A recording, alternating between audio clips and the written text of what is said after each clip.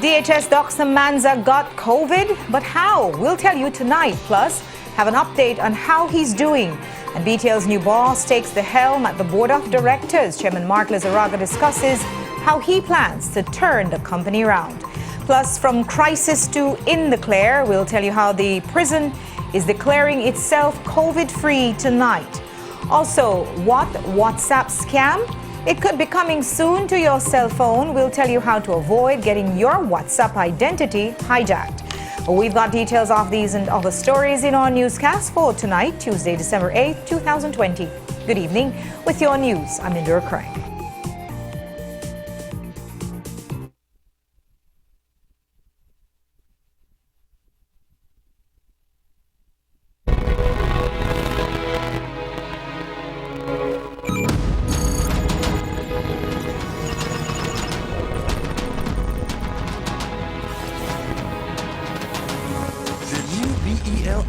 Here, you now have the power at your fingertips to access all your account information, including energy use. The BEL 24/7 app allows you to view monthly bills, calculate your own bill, set reminders, view a collection agent near you, and pay online. Also, receive all updates on power outage affecting your area. Download the BEL 24/7 app from Google Play or the Apple App Store today. You've worked hard your whole life building your future, your family, your business, your home. And when you aren't around to safeguard your most beloved assets, you are at ease because you know they are protected by RF&G Insurance. For over 50 years, RF&G has been making sure business owners get back to work after an accident, and families get back into their homes quickly after a natural disaster. At RF&G, it's you who matters most. Visit us today and learn why it pays to get it right. RF&G Insurance, a Road Group company.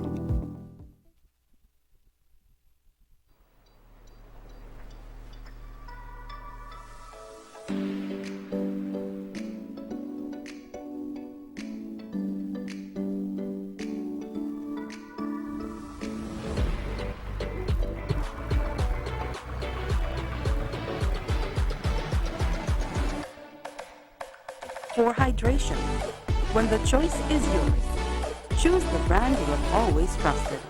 Crystal Water. Taste you can trust.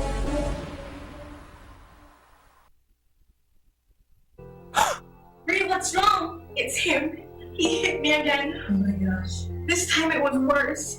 He slammed my face in the wall and threatened to kill me. If you or someone you know is experiencing family violence, call 0800 A Way Out. Or you can text or WhatsApp to 672-9628.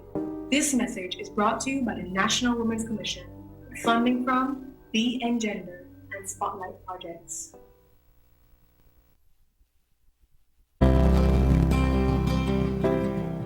Every day, women and men in Belize become victims of gender-based violence, which results in emotional, sexual, financial, and physical abuse.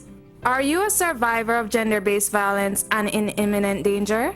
Don't be afraid. There are ways you can get help.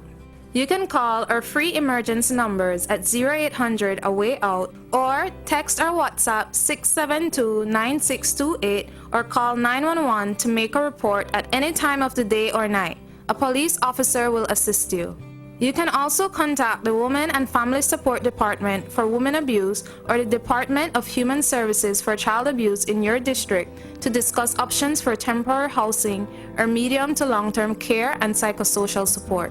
You can also go directly to the family or magistrate court and obtain a protection order that restrains the abuser from coming in contact with you, or apply for an occupation and tenancy order that orders the abuser to leave the home for the period of time they see fit. Visiting your nearest hospital or polyclinic for medical attention or further referrals is also something you can do. Together, we can end gender-based violence in Belize. We are here to help you. This message is brought to you by the National Women's Commission with funding from the Engender and Spotlight projects, with support from the Department of Youth Services.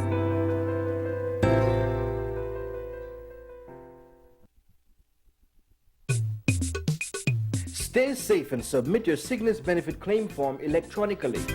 Follow these 4 steps. Step 1. Obtain your medical certificate. At consultation, the doctor certifies your days of illness and provides you with a medical certificate. Step 2. Fill out your sickness benefit form. Complete all the fields in parts 1 to 4 on the front page of the sickness benefit form. Step 3. Request your salaries record form. Contact your employer for your salaries record form. Step 4. Submit your sickness benefit claim form. Scan or take a clear picture of the sickness benefit form, salaries record, and proof of bank account. Email the documents to claims@socialsecurity.org.bz within 14 days. You will receive an email reply confirming receipt of your claim. After the submission of all documents, your claim is processed for payment to your account. For any COVID-related illnesses, contact the Ministry of Health for further guidance. Social Security Board, safeguarding you, your family, your future.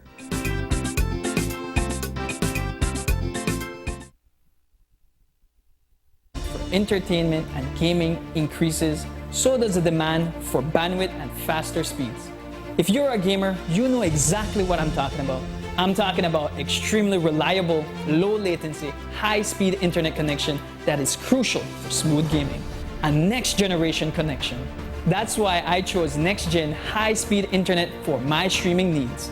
They are by far the best internet service provider in Belize. NextGen has noticed the vast growth of gaming audience, and as an innovative company, they are the first broadband internet service providers powered by gamers. Now, they're taking the lead in providing a package that's just right for us gamers. So what are you waiting for? Sign up today.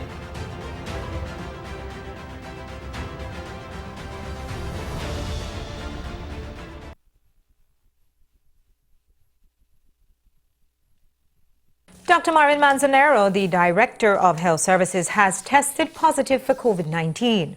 For months, he has been the leading public health official who has been advertising Belizeans on the country's daily struggle with the ongoing pandemic. But now, despite all the precautions he's taken and urged us all to take, early this morning, 7 News received reports of Dr. Manzanero's positive result. He confirmed his positive test via WhatsApp, and shortly after that, he made a public post on Facebook discussing it. In that post, Manzanero says, quote, "With many sleepless nights over the last 10 months, things do happen. For those who work closely with me, they would note that I am very meticulous and careful about physical distancing and enforcing mask wearing at all times, double mask lately. Therefore, I can't really say what happened, but beyond being on the ground around flu clinics, areas in Corozal, a couple of weeks, and having had short one-on-one meetings with MOH staff, with all precautions taken, that is, over the last couple of weeks, I am not really unaware of any real exposure beyond that. After starting with minor throat itchiness on Friday, I finally went in for a swab yesterday. I've never been swabbed for SARS-CoV-2. That result has become positive via a rapid antigen test." Manzanero then concludes his post by reiterating that Belizeans should not let their guards down. He warns that there may come a point in this pandemic where members of the public may have to wear masks while they're at home as well. Manzanero declined an interview at this time and would only say that he hadn't been feeling the best, but he assumed it was the stress of work, only to find out he had COVID. And that stress has not been easy for a ministry in transition, where sources say that Dr. Manza has kind of been put to the curb as the new ministry reconfigures its COVID plan. It does so without the CEO, Desi Mendes, who is at home also recovering from COVID. And from the DHS to BTL, Marconi Leal Jr., whose new position as one of the directors of BTL was just announced this morning, has tested positive for COVID-19. His positive result came over the weekend and he has been recovering since then. But he may have put his fellow board members at risk. The brand new chairman of BTL, former Senator Markhelm Lizaraga, told us today that Lial Jr. began feeling sick after the first board meeting of the new directors. Unfortunately, after our board meeting yesterday evening, about 4 o'clock, Director Lial said he was feeling a little cold, and he decided to go check. I must tell you that all the directors wore, we met at the Biltmore Plaza, by the way, because the Biltmore was able to space us. I insisted that we would have the 6-foot space between all directors. We all wore our masks through the meeting, and as did Director Lial. Anyhow, after the meeting, Director Lial decided to go and get checked because he was feeling cold. That was what he was displaying. And he immediately informed us after he got the results of his test that he had tested positive shortly after dark, I guess, or just before dark. So we immediately informed all our board members. The medical advice was that we isolate, which I'm doing as well. We're isolating, and for us to have a rapid test or a test done on Thursday. And while Lial recovers from the virus, Chairman Lizaraga is hoping his team can help BTL recover from a major slippage in profitability. At the board meeting he just spoke about, he said the directors were all engaged and ready to return the company to a dominant and competitive entity. Of course, that is easier said than done, and Chairman Lizaraga is well aware of the challenges ahead of him. But he believes that the board, along with the management and the staff, will be able to turn BTL around. Today he spoke to us about the issues that he has already identified and the new measures that he will implement, starting with a new style of management.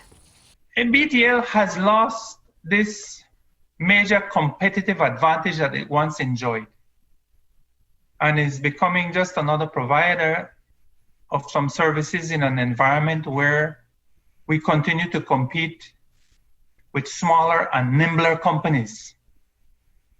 VoIP has changed the whole telecom scenario. BTL's approach, it seems, has been somewhat fragmented, and there's a lack of a clear and comprehensive approach as to how we're going to react to that competition. We have seen hundreds of millions of dollars invested in infrastructure at BTL and capital projects that lack, in our view, a clear and seemingly profitable strategy to use that infrastructure. We've seen things to the contrary, as a matter of fact. We lack content, and we lack a competitive advantage. Now, the government and people of Belize have invested over $1 billion in BTL. And what we do see are diminishing returns on those investments. I can say alarmingly so that the company has not paid the government some $19 million in declared dividends because of its precarious liquidity position. This fiscal year, of course, 2020-21, due to COVID, will bring its own challenges. And we have seen thus far that we may be losing some 18 to 20% of our revenue.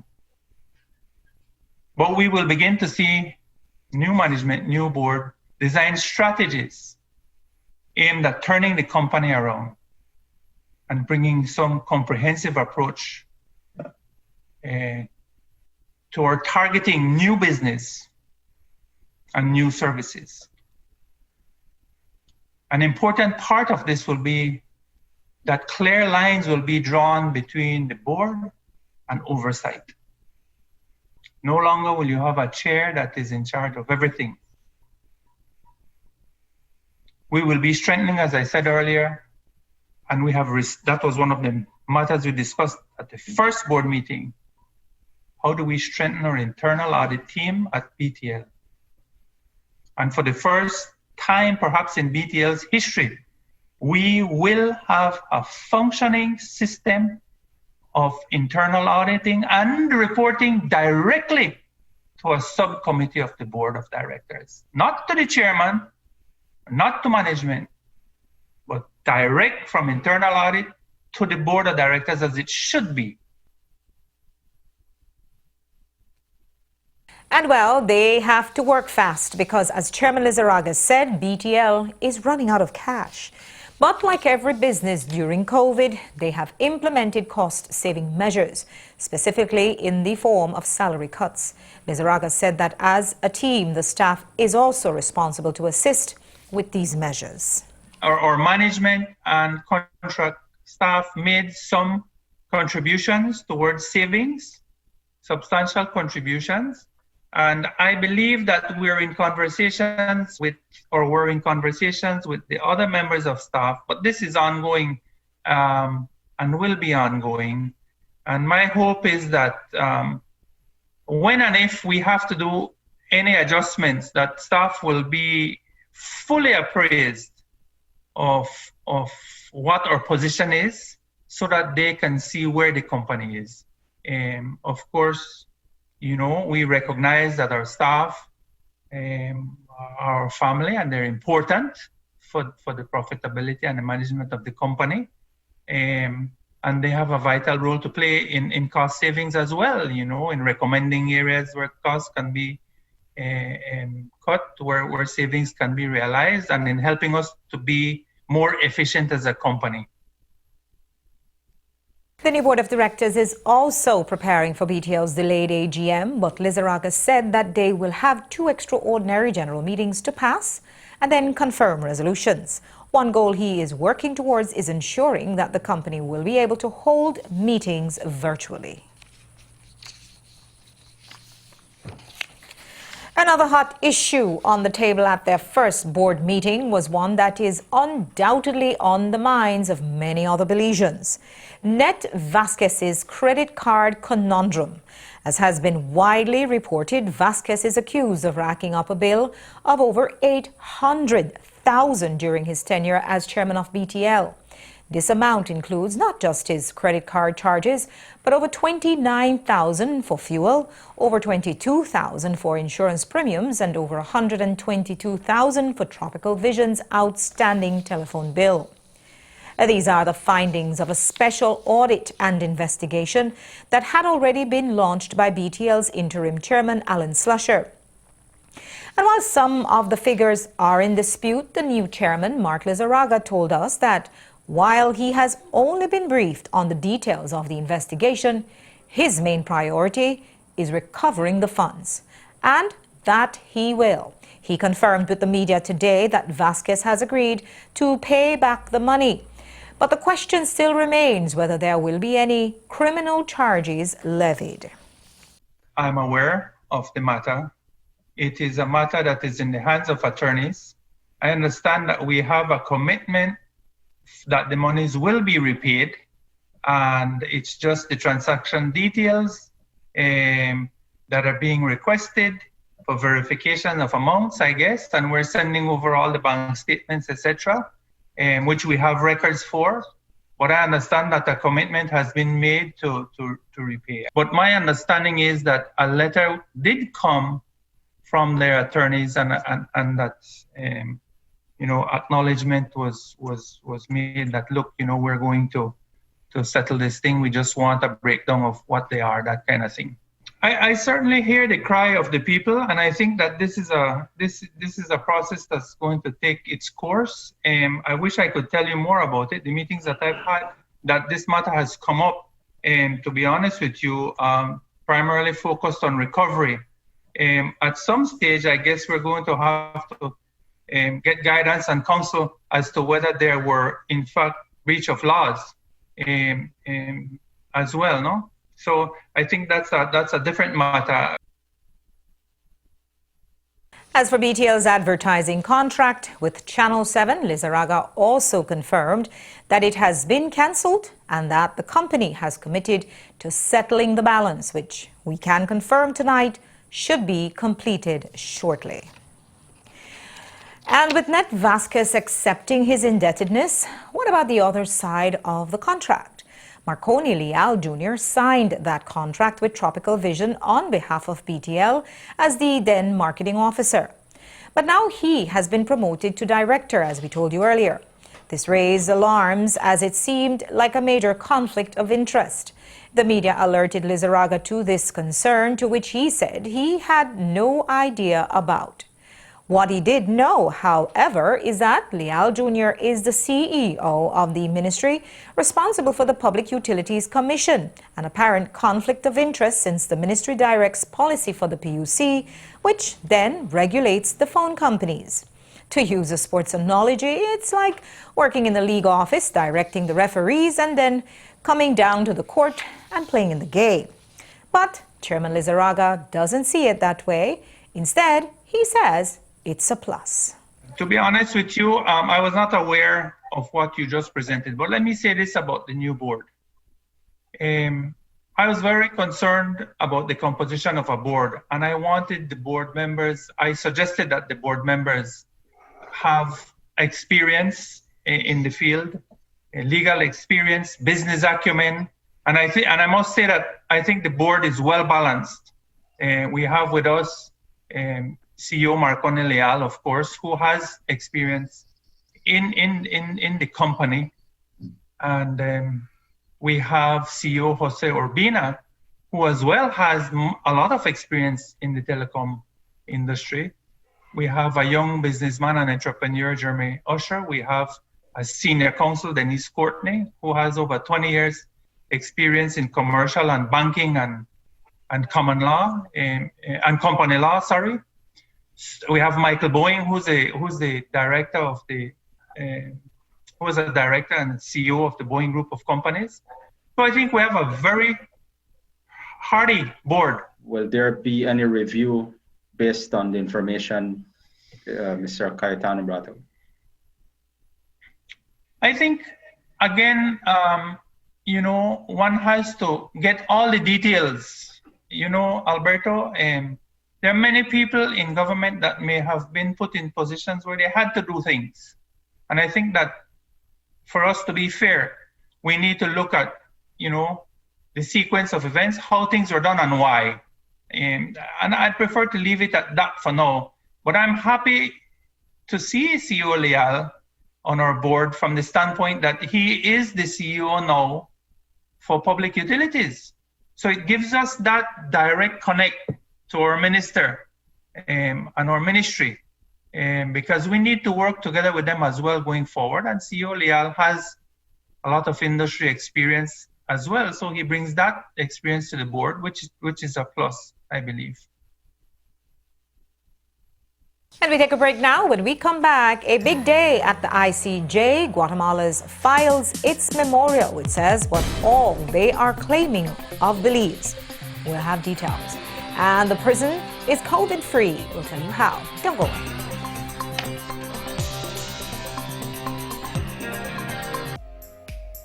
Looking for a paint which offers durability, fast drying action, easy application, long-lasting protection, and low odor? Then Coronado is the brand you need. Choose from eggshell, flat, or semi-gloss finishes for your home's interior or exterior. You can also protect your deck from the harsh outdoor elements with Coronado Maxum deck and siding stain. We also have primers, masonry, and metal coatings for other projects around your home. Benny's Paint Center has the paint you need in the color and finish you want. Enjoy your newly painted home with long-lasting, durable Coronado paints. Available at Benny's. Quality and savings.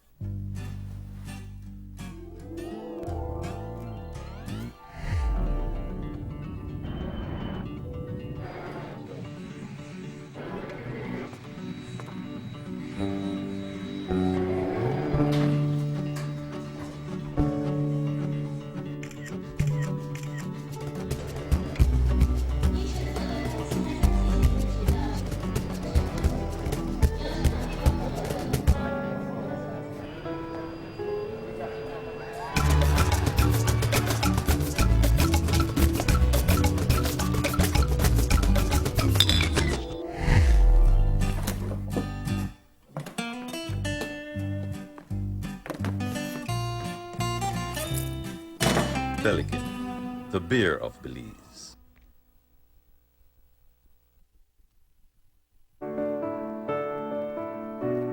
On March 11th, the World Health Organization declared COVID-19 a pandemic.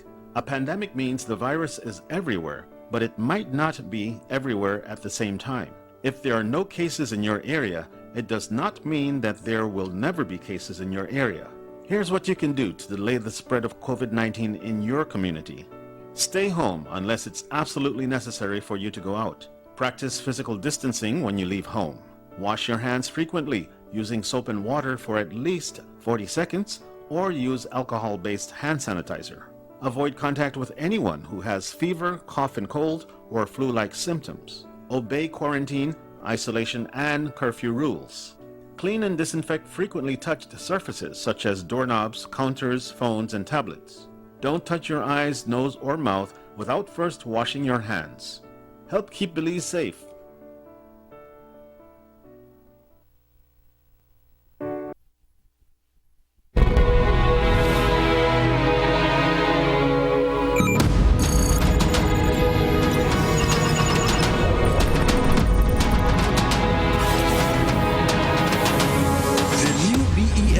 Is here. You now have the power at your fingertips to access all your account information, including energy use. The BEL 24/7 app allows you to view monthly bills, calculate your own bill, set reminders, view a collection agent near you, and pay online. Also, receive all updates on power outage affecting your area. Download the BEL 24/7 app from Google Play or the Apple App Store today. Bree, what's wrong? It's him. He hit me again. Oh my gosh. This time it was worse. He slammed my face in the wall and threatened to kill me. If you or someone you know is experiencing family violence, call 0800 for Way Out. Or you can text or WhatsApp to 672-9628. This message is brought to you by the National Women's Commission, with funding from the Engender and Spotlight Projects. Have you been a victim of gender-based violence and were dissatisfied with the service received from the department you visited? The National Women's Commission developed a complaint form, which addresses the concerns of victims of gender-based violence who felt that they were not treated professionally by the police, healthcare professionals, social service institutions, or other relevant sectors. The form is filled out by the victim or another person on his or her behalf. The form should be placed in the box provided at the designated office in your district. These forms are self-addressed, so they can also be folded, stapled, and mailed to the address on the form free of cost by any post office countrywide. Your information will be held in the strictest confidence. You will be able to fill out the form online, which will be on the National Women's Commission website. After the form has been sent, an internal investigation will be conducted by the relevant department, and you will be notified of the changes made as a result of your complaint. The victim's complaint mechanism will be rolled out in all districts. This message is brought to you by the National Women's Commission, with funding from Engender and Spotlight Projects and support from the Department of Youth Services. Contraband is the illegal importation of goods such as alcohol, tobacco, foods, and parts. Apart from breaking the law, smugglers are also now endangering the health of all Belizeans. They risk bringing coronavirus into Belize with their contraband. To keep COVID-19 out of Belize, everyone entering the country is screened and quarantined. But contraband smugglers are not using legal entry points and are bypassing all safety measures. And these same smugglers are moving among the population. They could be carrying the virus.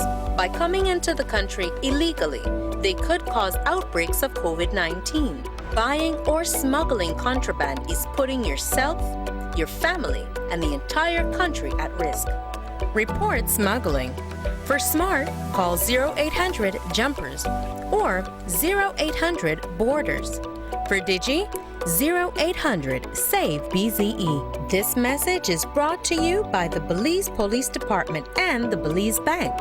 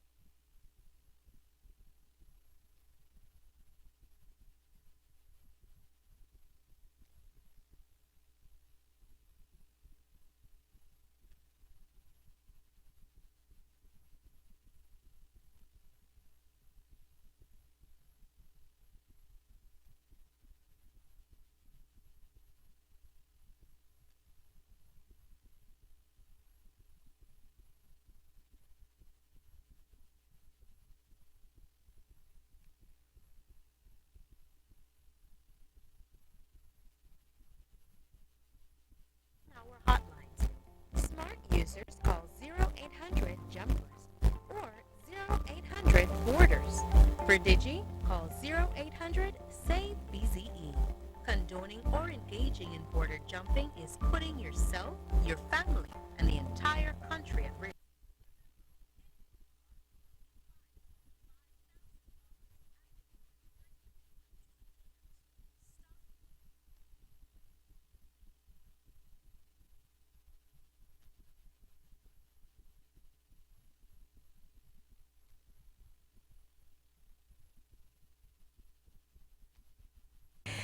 Another corner grocery store was hit by robbers yesterday. We say another because it has become all too common for these stores to become easy targets.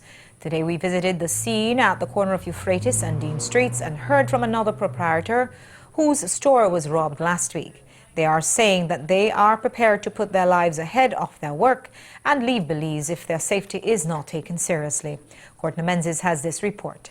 Just before 2:30 yesterday afternoon, two men pulled up on bicycles outside Sneha grocery store. They seemed to have no ulterior motive as they entered the store and went straight for the refrigerator to their left.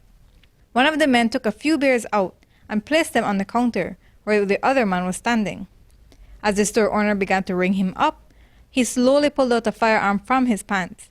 He then pushed the gun into the store owner's face while the other man went around the counter and raided the cash drawers. He didn't seem to be satisfied with the amount of cash that was in there, as he kept asking for more.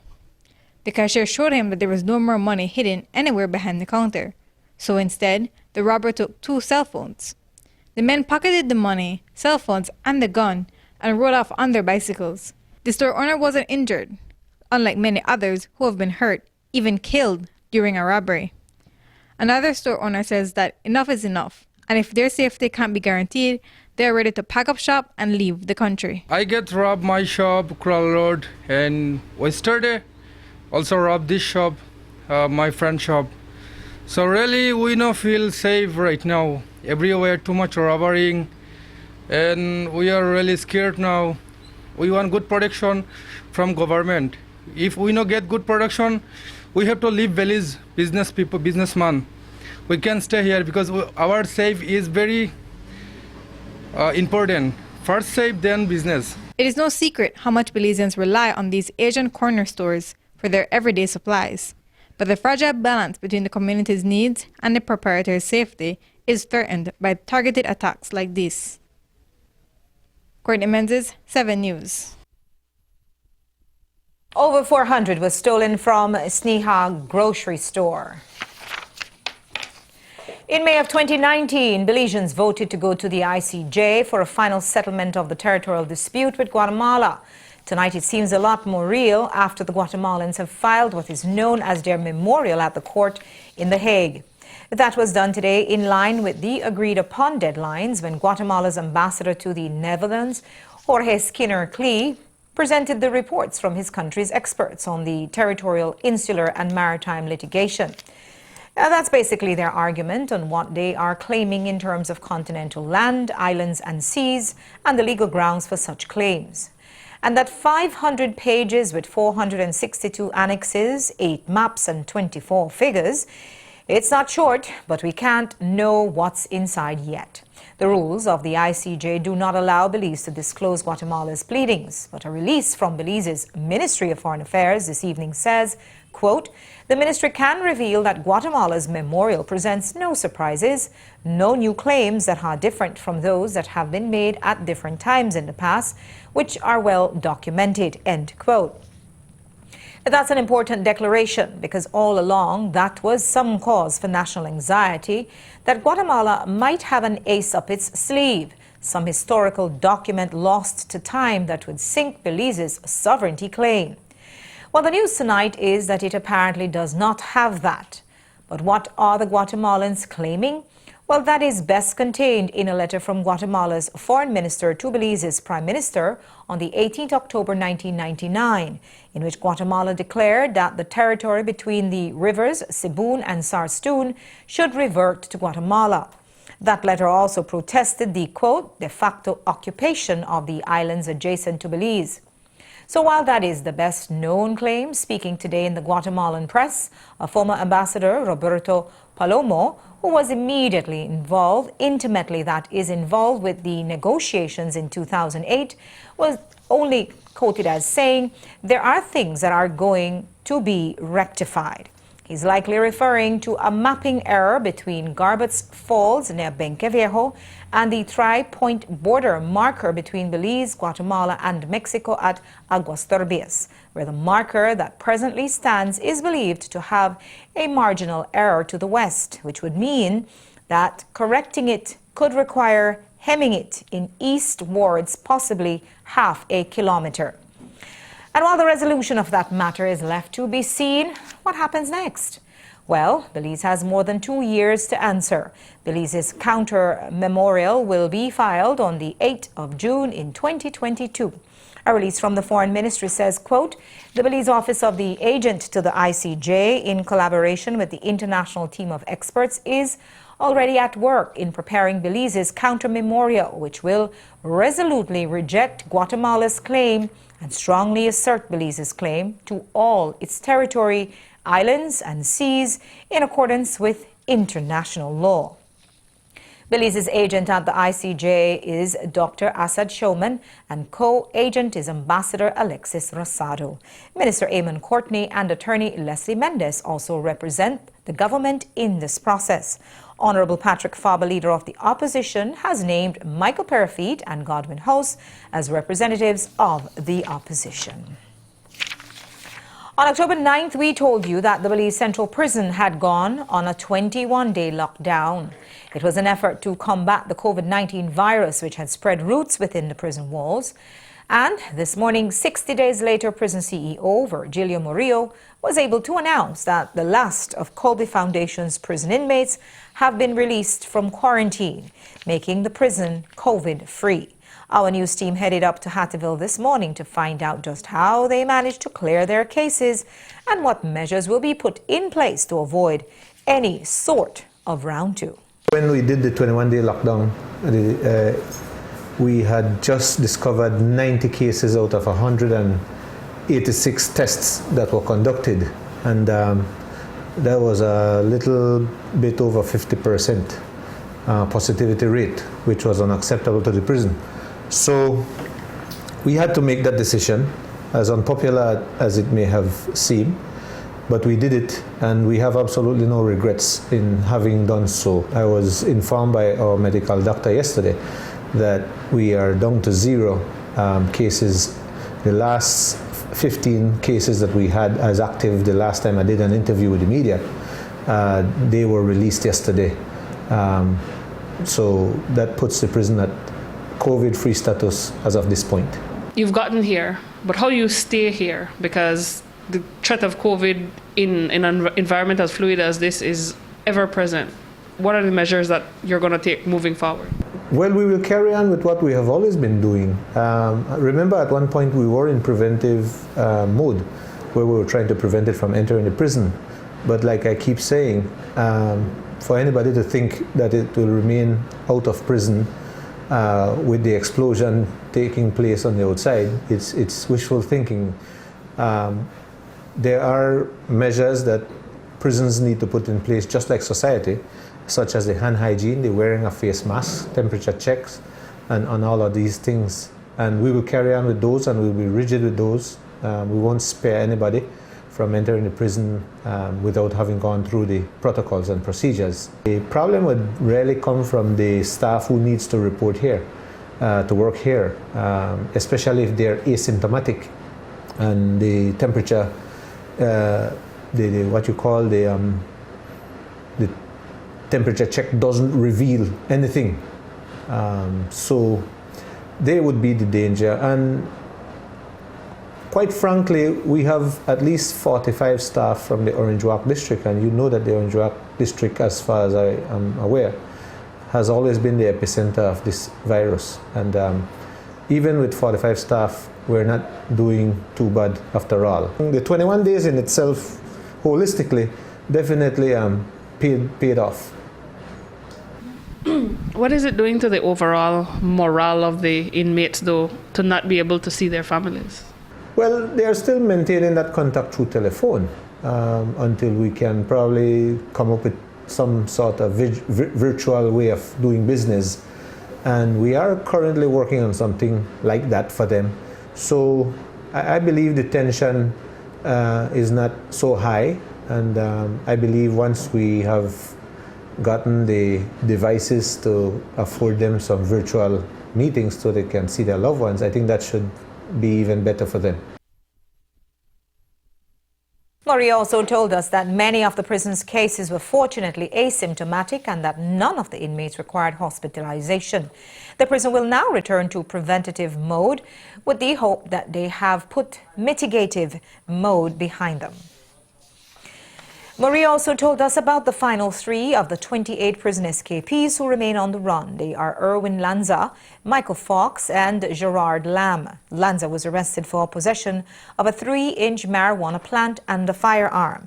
The other 2 are convicted murderers. Lamb was initially convicted of a 2013 murder carried out during a robbery at Belmopan's La Chosa bar. Fox is meant to be serving a life sentence for the cold-blooded murder of city resident Sidley Bradley, who he allegedly shot in his doormouth. Here's what Mario had to say about the last of the escapees. And then now, speaking of high tensions, we know that there was a massive outbreak earlier this year. 3 of those men are still on the run. Can you tell us who they are and give us an update on them? Okay, well, the 3 that are outstanding is Michael Fox, Erwin Lanza, and the last one is Gerald Arthur's Lamb. So they're the ones. I don't have any update on them. I know there are sightings of them every so often, and the police as well as the prison is very much relentless in getting them back, and we will keep up the vigilance and the motivation to get them back into the prison as soon as possible. It is just a matter of the good citizen calling the authorities and pointing out where they are, and we're going to go and grab them. So we need that good citizen to call the prison and tell the prison where they are, because obviously they are being maintained, either through fear or just somebody wanting to cover for them, or cover them rather, got their back, so to speak. But we're hoping that sometime soon they will be caught.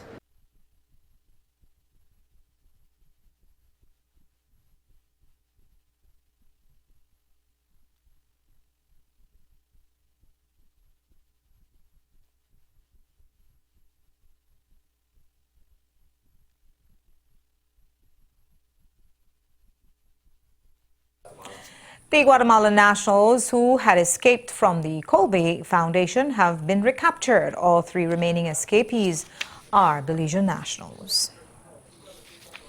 Pantry or grocery bag distribution centers, as they are now known, may be in a type of administrative limbo as the new government works out what it wants to do with the program. But there were lines this morning at the Salvation Army Center on Regent Street and the outage on Oleander Street. People we spoke to say that they were waiting in line for their grocery bags. And indeed, while the day-to-day of the program may be in question, these centers were allowed to deplete their remaining inventory. BNTU meets the ministry, and that should be, and while the grocery bag program may still be waiting on that green light from Belmopan, the CSEC exams will go on. This is a major concern to parents, teachers, and students, as they have had difficulties navigating the world of distance learning. On top of that, these exams are not free, and with COVID putting parents in a financial crunch, it is not surprising that the BNTU lobbied for an extension of the due date. This is only one of the concerns that were brought up during a meeting between the union and the Ministry of Education yesterday. President Elena Smith told us via Zoom how it went down. When the calendar was sent out, it had PSC and those CXC exams as tentative, because we had shared with them that we did not believe that our students would have been prepared to sit these exams this year, especially seeing that these children in fourth form now are children who last year in third form they were out from March. So even though you were having virtual classes from March until June for some, a lot of the students were really not signing up for classes, not doing the work, not sending in, their work, that sort of thing. So these children would have been far more behind than the ones who took it last year, because those who took it last year, by March, they would have almost been prepared or been ready for the exam in May. However, these ones now have missed out quite a bit of third form and now a bit of fourth form. So we thought that seeing that and having heard that from us, that the ministry then would have made a decision that we would not have taken it. So when we saw the memo, we were a bit taken aback by the decision. We weren't consulted before that. We knew nothing that the decision was made until the memo was sent.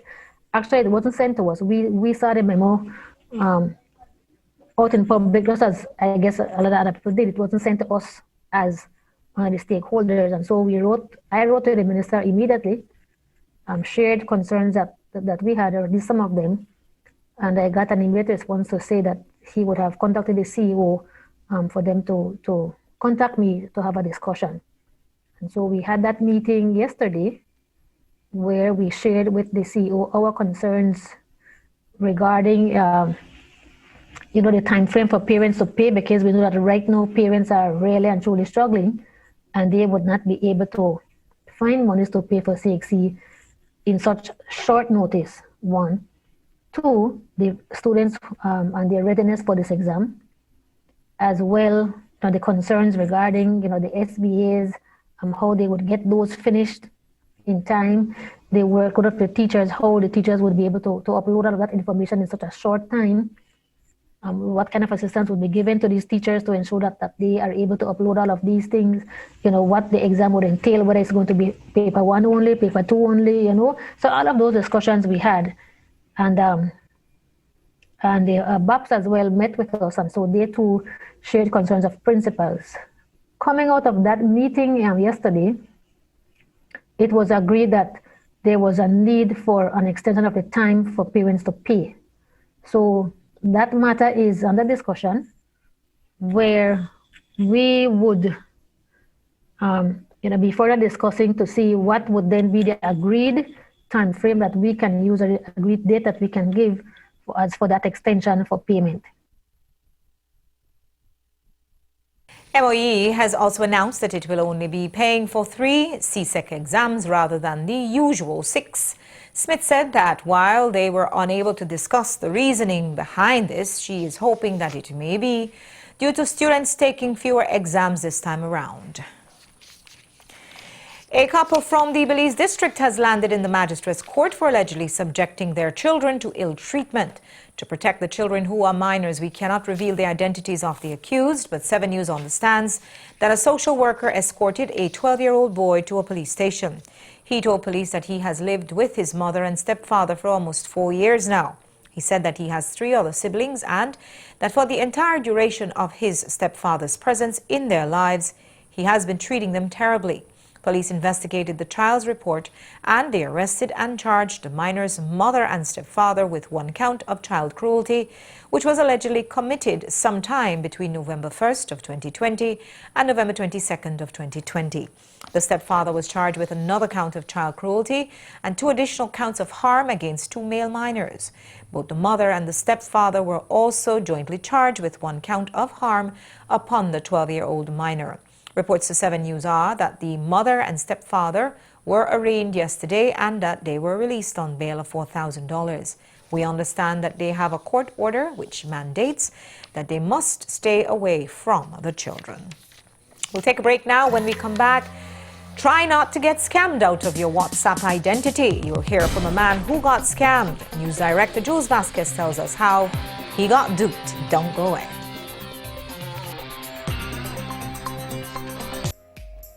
Looking for a paint which offers durability, fast drying action, easy application, long-lasting protection, and low odor? Then Coronado is the brand you need. Choose from eggshell, flat, or semi-gloss finishes for your home's interior or exterior. You can also protect your deck from the harsh outdoor elements with Coronado Maxum deck and siding stain. We also have primers, masonry, and metal coatings for other projects around your home. Benny's Paint Center has the paint you need in the color and finish you want. Enjoy your newly painted home with long-lasting, durable Coronado paints. Available at Benny's. Quality and savings.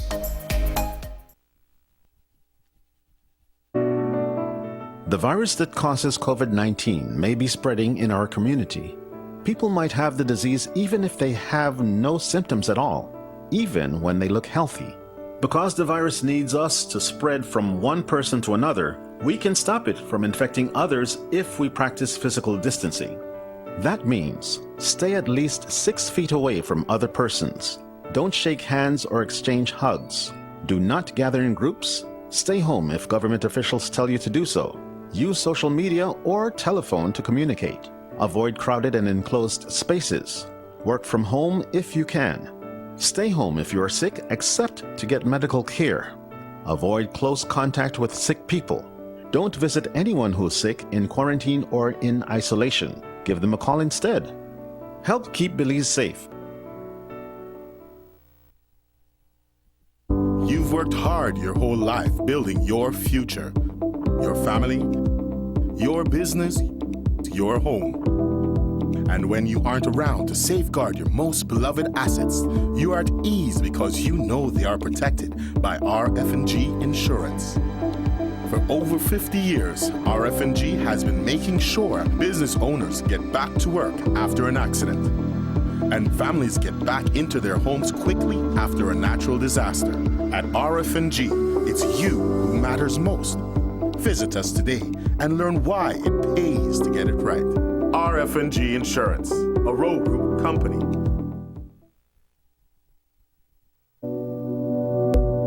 El contrabando es importar ilegalmente productos como el alcohol, tabaco, comida y objetos.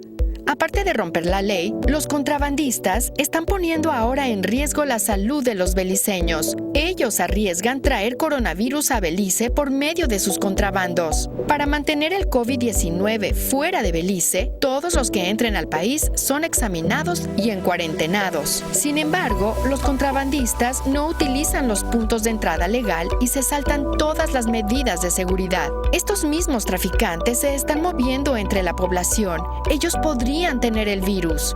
Al entrar ilícitamente al país, esto puede provocar un brote de COVID-19. Comprar o traficar contrabando te pone a ti, a tu familia y a todo tu país en riesgo.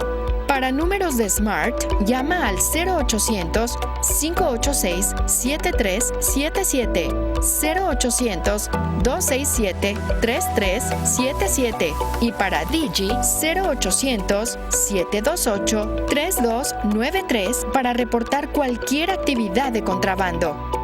Este mensaje es presentado por el Departamento de Policía de Belice y el Banco de Belice.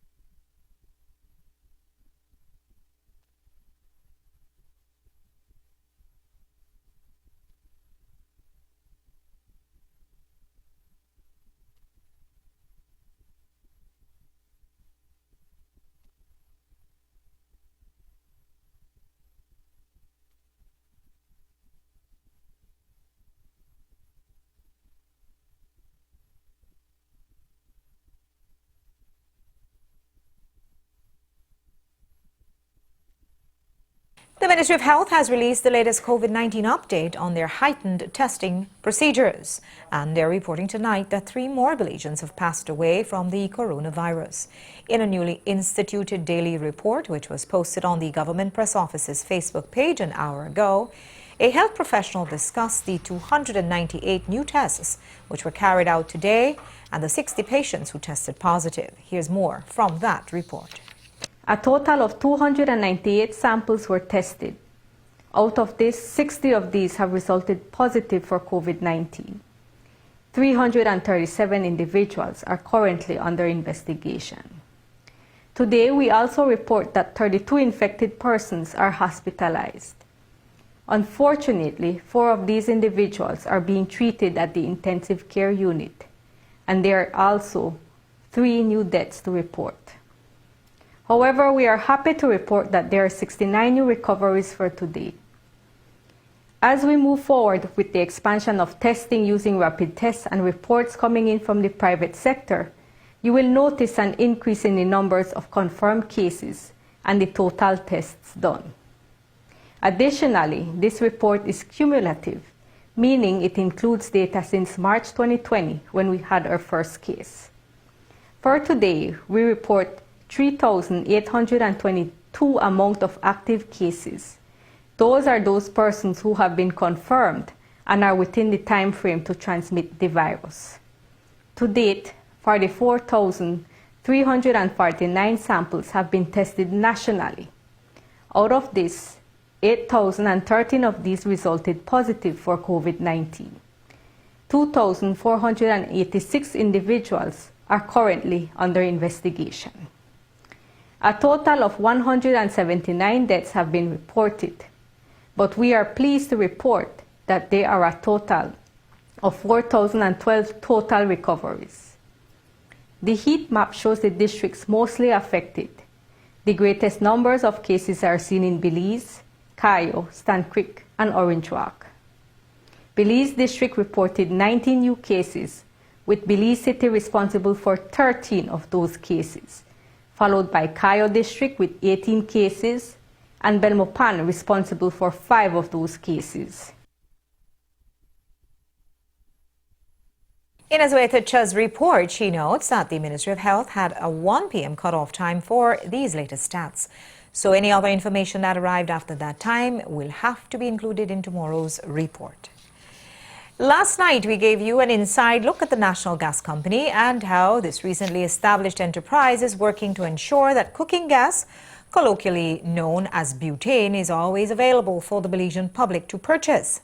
Belize's daily and monthly consumption of LPG is a small drop in the bucket when compared to all of the other consuming nations of the world. But to ensure that there is no shortage on the local market, the National Gas Company purchases and stores over 1 million gallons of the highly flammable fuel on your behalf every month. And that's a lot of butane that could feed a major industrial catastrophe. And so the company spared no expenses in implementing a custom fire protection system that is based on high international standards. The company's professionals are studiously following the U.S. code known as NFPA-58. They discussed their fire safety procedures with us last week, Friday, and Daniel Ortiz reports. Because of its importance in protecting you, the Belizean LPG consumers, the National Gas Company should actually be a government-controlled entity.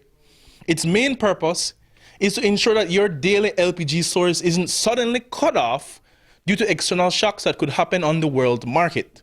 But any government administration would be hard-pressed to raise the $60 million that it cost to build it. So, the borough government entered a partnership with the Belizean private sector interests on behalf of themselves and other Belizeans. Several years ago, the government of Belize realized that it was in a disadvantageous position in terms of having a full understanding of what the pricing mechanism was for liquefied petroleum gas in the country of Belize. Belize was the only country in the region not to have a marine terminal of its own.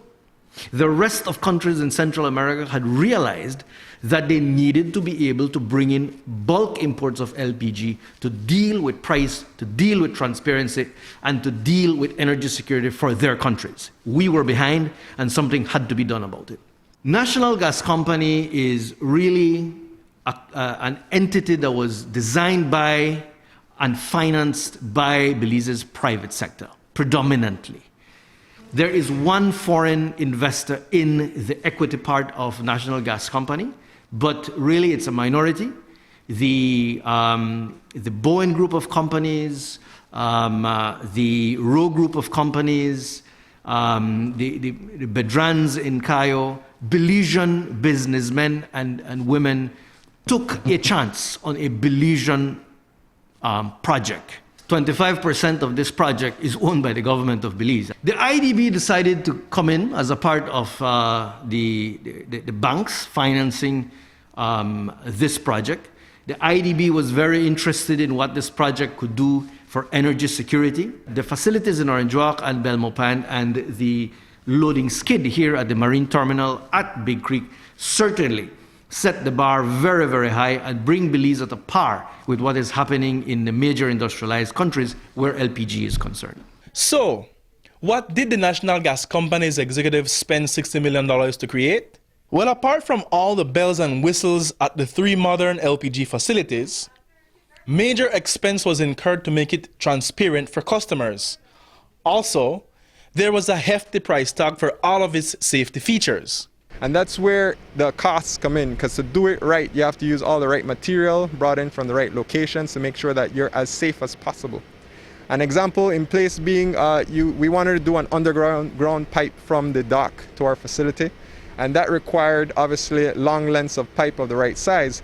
Now, you can't use any kind of pipe. We had to import the right steel, the right thickness with the right paint job, and do the right inspections before you bury it. And when you do bury it, according to the code, you have to have the right layers of different kinds of material, and then also protect it using sacrificial anodes so that you know that corrosion is not going to be an issue for the foreseeable future. For all of the company's butane and propane storage, other features were included to detect any fuel leak that could result in an industrial fire. The professionals at NGC are well researched on the potential catastrophes such as the LPG explosion which occurred in San Juanico, Mexico, back in November 1984. 36 years later, that incident is still regarded as one of the world's worst industrial disasters. As many as 600 people died that day. Let's say there is a leak, and that's where we have what we call LEL monitors, and they basically detect if there's an explosive mixture in the air. Those are kept low to the ground so that you could detect it, because that's where your LPG will more than likely flow. If those devices detect that there is a leak, the system shuts down on its own, right? It'll give alarms up to a certain level, but once it goes beyond that level, which it dictates as dangerous, everything shuts down, pumps, valves, everything. Then you go and deal with it. The reason why we do that is because the first thing you want to do as a response to an emergency like that with a leak is deal with the source. Now, if that then turns into a fire, for whatever reason, then that's where we have our fire protection system. We chose the fire monitor version, which allows us at a distance to spray water at a tank. It's a very, very large diesel pump that's stationed by the sea, so we have an unlimited amount of water to be able to spray. And again, if any high-risk or life-threatening situations should take place with the company's LPG storage tanks, the control room has access to all of them. When it comes to safety and emergency response, they could shut down everything. With a click of a button at this distance, even in Orange Walk or Belmopan, he's able to stop everything, close off valves, and make sure things are safe before another team then responds. It's a pretty state-of-the-art facility, and it's pretty new, so when it comes to that, I don't see anything like that happening anytime soon. Reporting for 7 News, Daniel Ortiz. Yesterday, you may have seen or heard about our Facebook blast that our news director, Jules Vasquez's WhatsApp number had been hijacked. And it all happened without him ever leaving his desk. It's a WhatsApp phishing scam that's targeting Belizean phone numbers and taking in quite a few unsuspecting users. But you can go from unsuspecting to out of your mind in a few minutes after you see someone hijack your WhatsApp account right before your very eyes. We found out more today.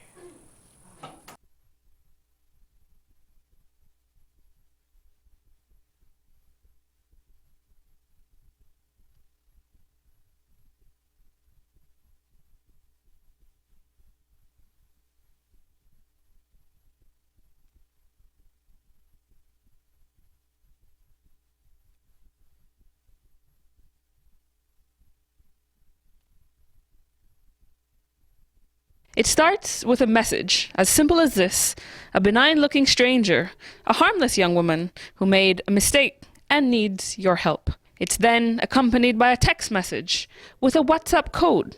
But the minute you try and help out this harmless stranger by giving them that little 6-digit code, what you've given them is the permission to hijack your WhatsApp account. And after that happens, they take control and go on a phishing venture. According to this article, they use it to impersonate the victim and access private information, creating a wide imprint of ever-escalating electronic chaos. Your contacts will then see a message from your phone and try and help. It's a major scam that's targeting WhatsApp numbers in Belize. And there have been warnings from the likes of restaurateur Lee Mark Chang and even Digicel. I saw a message come in, and it was very lengthy, and it explained that in order to keep your WhatsApp account active, that you need to respond back to them. And I'm not too sure how it would, but it didn't sound right to me, because I have never ever gotten any message from WhatsApp or any one of my internet accounts in terms of I have to respond. So I immediately made some checks, and of course I said, you know what, let me put the warning out there so people can avoid these scams. These scams come out it looks like it's very innocent. Of course, it's the art of deception, and of course they deceive people, and they create a lot of problems, you know, in order to get back your account, and of course financially. I don't know what else they could do. They could do a lot of stuff with your personal information. So what have you heard about other people being targeted? Well, I saw on Facebook and the news yesterday that they have this scam going on, and so that's why I was very alert, and I was glad for the alert yesterday. So I was more vigilant in terms of not answering and making my own checks to make sure. And so I just like to advise everyone just to be careful. Be vigilant, and like I said, the messages comes in like a simple mistake or something like that, and bam, right there they got you. And if you don't follow the caution signs, you'll end up like my luckless boss, locked out of WhatsApp for 24 hours. Once this happens to you, you have to say, either I'm excessively naive or excessively stupid.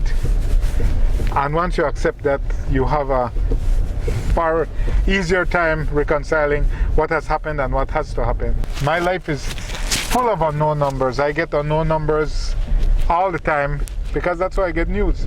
Had I received this via email, I would know this is a straight up scam. Had I received it via text, straight up scam. But we have an illusion of impermeability in WhatsApp because of the end-to-end encryption. We feel that we're safe. And so with that illusion of invulnerability, I figure I'm safe in WhatsApp, nobody can get me here. So I give them the code. What I just gave them is the code for them to hijack and take over control of my account. But if that happens, here's what to do. Because once they took your account, they also put two-step authentication on it to lock you out. So even if you have the SIM, you can't get in because they have security thresholds that they control. At that point, the most important thing you can do is contact support@whatsapp.com by email under the subject heading. This is what WhatsApp tells you to put in the subject line. Stolen or lost account. That's the subject line.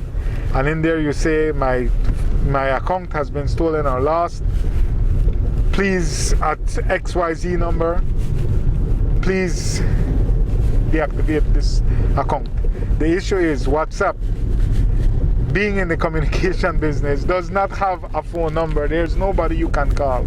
All you can do is email and sit on your hands and wait. And while you're sitting on your hands and waiting, they are using your account as a spam bot, so to speak, to just mass disseminate spams in your name. Does two-factor authentication protect you from this type of situation?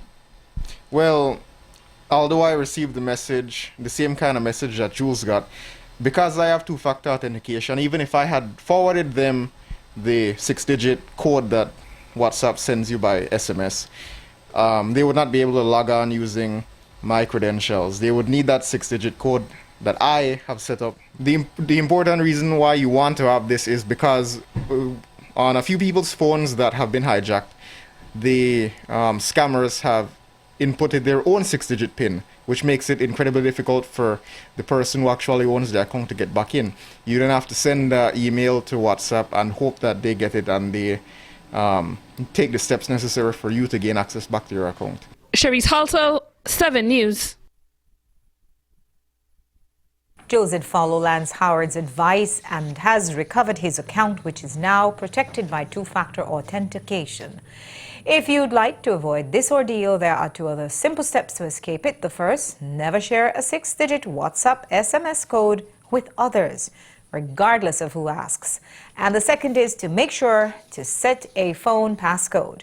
And in that Digicel post today, the company warned its customers against the scam, advising them to be wary, saying, quote, Digi urges all mobile customers to remain vigilant and disregard any requests to share your WhatsApp 6-digit verification code, end quote. And finally, tonight, a look at the importance of feeding programs in the time of COVID. The steady climb in COVID cases had caused the soup kitchen located near ACC to close its doors temporarily.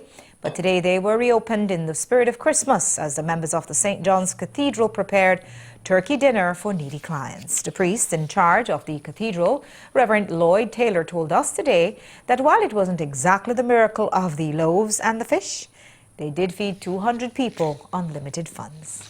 You know, at this time the church is not collecting any money, but yet we decided we'll make the sacrifice and share whatever wealth we have and abundance we have with people of need. And so we were wondering at one time whether we would carry out this project. But we have some faithful members at the cathedral who decided, yes, we will. Usually we feed about 500 or 600 people. This year we are feeding 250. But when COVID is not in session, we have a weekly soup kitchen, which feeds as many, over 200 a week. And it would be, since we are so near the school, it would entail the school children as well as all those who came.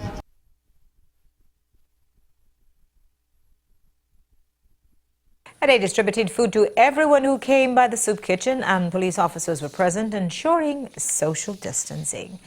And that's all we have for you for tonight. Thanks for watching with your news. I'm Indira Craig. Remember that you can see a streaming video of this newscast at 7newsbelize.com, brought to you by Digi for the best postpaid plans in the country.